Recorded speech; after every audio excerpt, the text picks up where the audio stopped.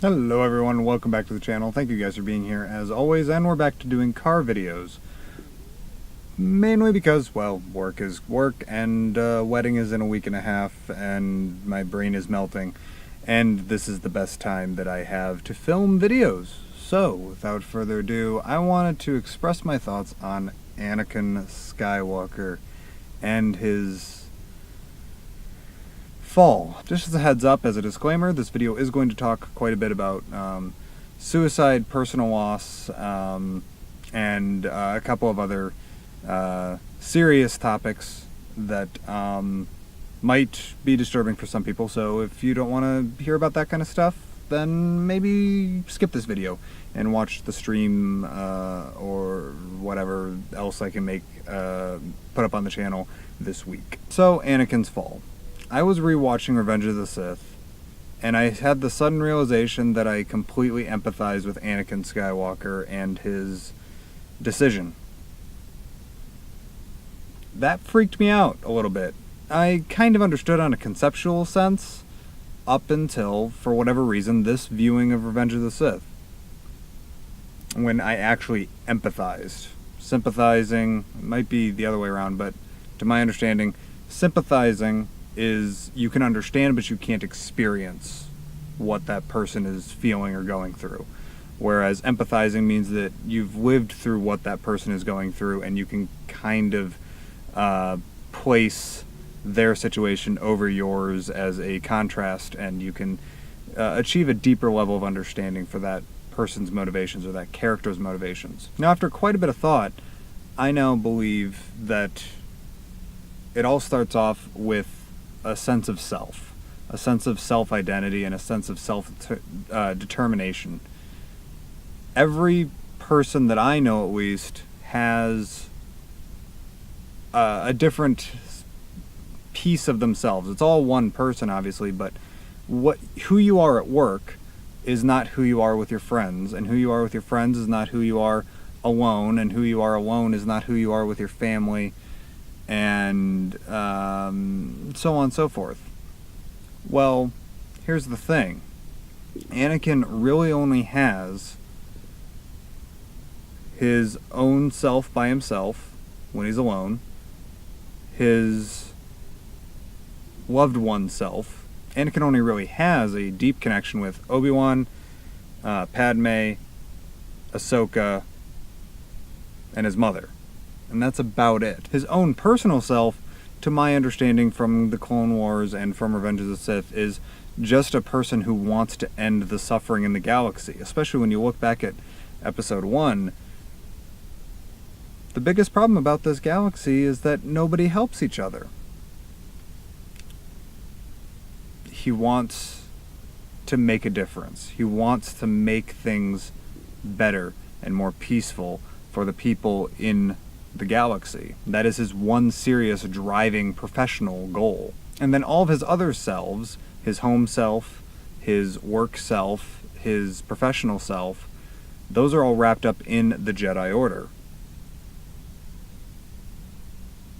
An incredibly repressive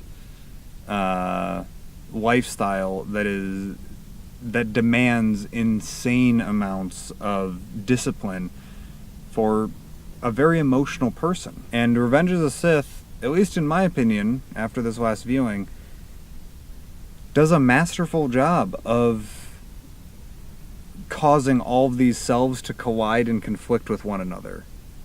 And when those, for anyone, when those selves, when those different senses of self smash together, that's where you lose who you are. You stop understanding who you are as a person, at least in my experience.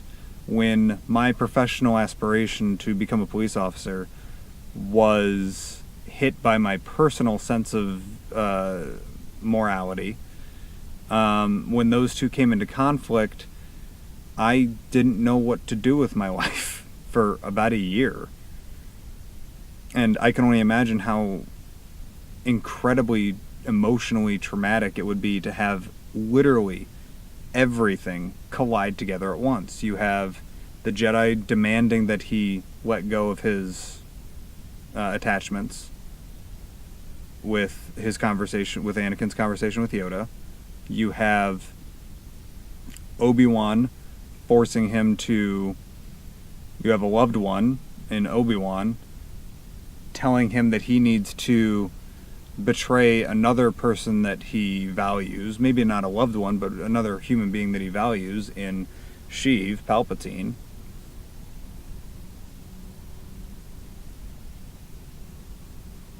Asking him to betray this person.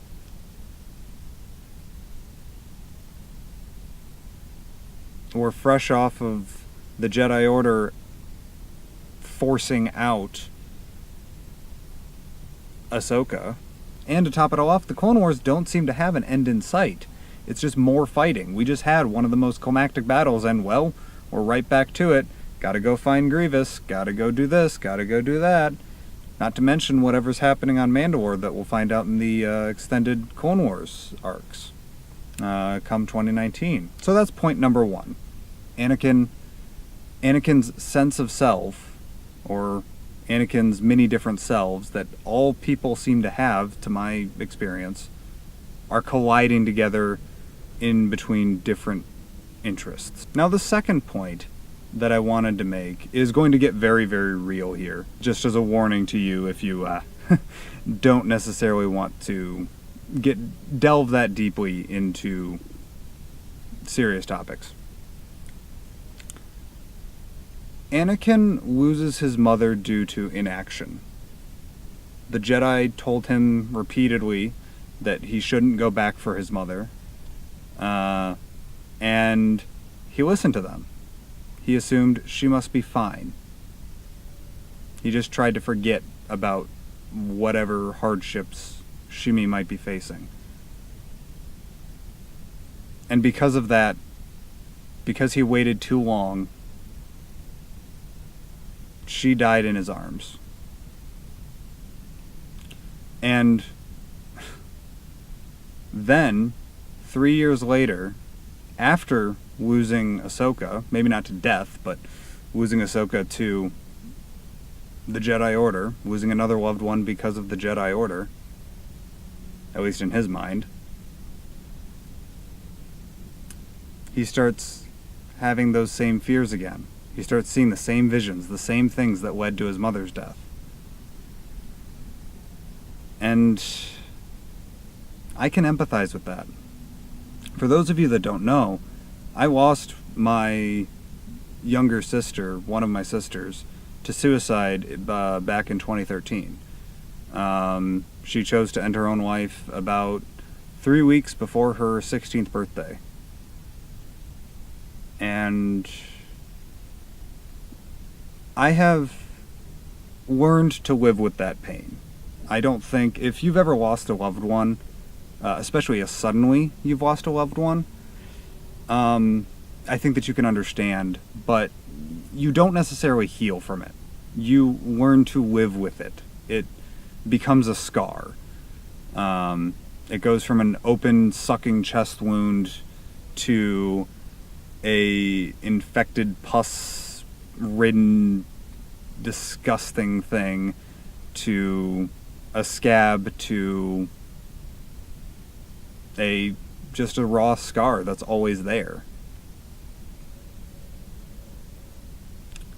And I've managed to come out of losing my sister in a relatively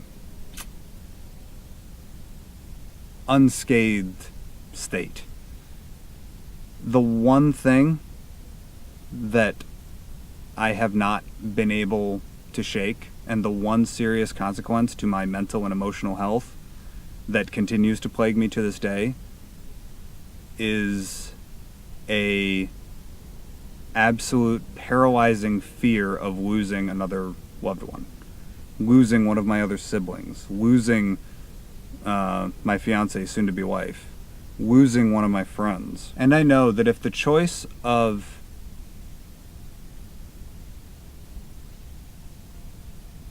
committing some heinous act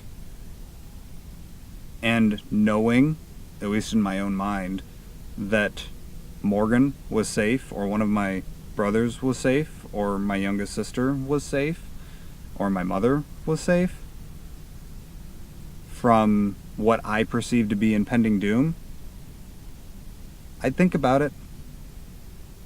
I'd think really long and hard on it. I even have a friend who recently had a child, and I am certain, absolutely certain, that if the choice was saving their kid and killing me, I'd like to consider myself to be that person's friend, I'm certain that that person would kill me in a heartbeat.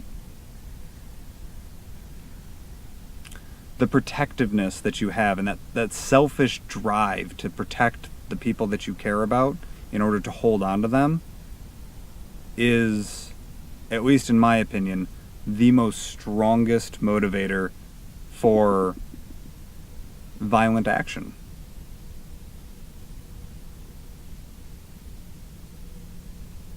And you see this conflict in the film over and over again. The peak of which is Anakin's ruminations, where he's gazing out on 500 Republica, where Padme's apartment is. And Padme is gazing out from 500 Republica to the Jedi Temple, where Anakin is. And they have this connection.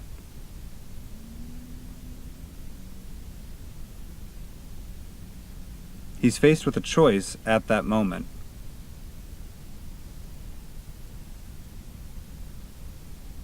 Give in to his selfish fear, or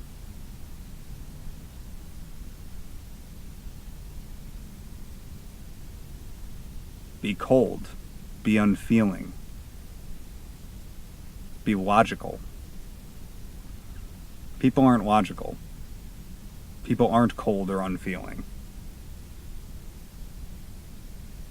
People are rash, terrified animals. It's in our nature to commit heinous acts in order to protect our own emotional psyche. And so at the end of the day, I completely empathize with Anakin.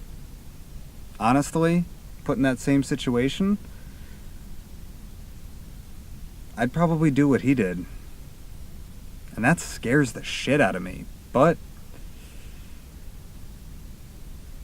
maybe that's the lesson that you're supposed to take from it. Maybe that's the lesson that George Lucas was trying to get through. Maybe it's just the lesson that I'm choosing to attribute to Revenge of the Sith. The lesson that you need to be able to let go. The lesson that you can't allow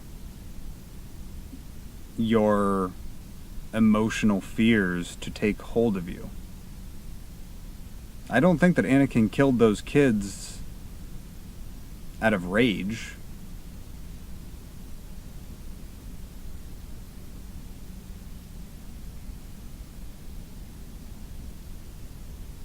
He killed them in the same way that a mother might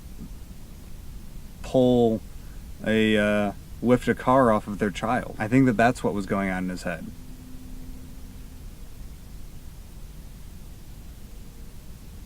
And I think that's the lesson that Revenge of the Sith is trying to push. At least to me. That's the lesson that I'm going to take from Revenge of the Sith. Anyways, thanks for listening to me ramble. And as always, may the Force be with you guys. Take care.